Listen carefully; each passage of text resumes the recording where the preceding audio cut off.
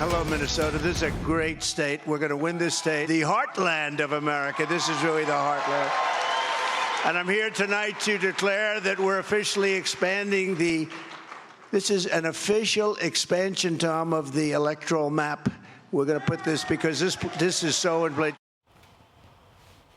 Former President Trump last night headlining the Lincoln-Reagan dinner in Minnesota, one of the historically blue states that he hopes to flip red this November.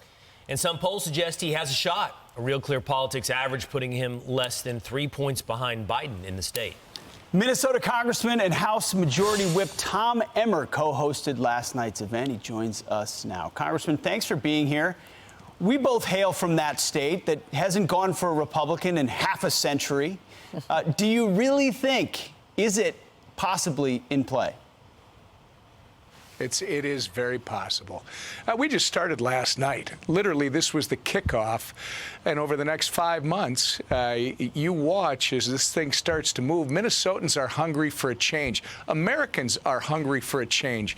We can't afford 4 more years of Biden. And Donald Trump is talking about all the things that are most important to the people right here in Minnesota and across the country. Pete, it was about the economy. He rolled out his term, forget Bidenomics. It's about Maganomics. It's about making sure everybody has a chance to participate and realize their greatest opportunities. He talked about safety and security in our communities, in our country, and around the world. He talked about our southern border. These are all issues that are incredibly important in Minnesota. And Pete, one that I know it's going to be close to your heart, he said bacon. He brought up bacon and said, look, it's gone up in price 4 times. He said he doesn't eat bacon anymore. It's too expensive. So he did a great job last night. The president was on fire. Yeah, it sounded like he was on fire. I mean, I guess I have a couple questions for you. One is this bluster? Is it real? Can he take Minnesota? But the other question I have is also a sleeper. You talked about border, this, that. Is the sleeper issue also just this 2-tier justice system, which he is sort of the embodiment of, that a lot of conservatives feel like it's just not fair, whether it's Donald Trump, the way Donald Trump's treated versus the Biden family, who's so corrupt, or even what we were just talking about, this football player, who has NFL, write a statement against him versus all the guys who are beating up their girlfriends and getting in drunk driving accidents, et cetera. There just seems to be 2 different standards for Americans in our country. Yeah, Rachel, you referenced conservatives. I would argue that all reasonable Americans, nonpartisan Americans, see this for what it is. This is why the persecution of Donald Trump has literally raised him higher in the polls.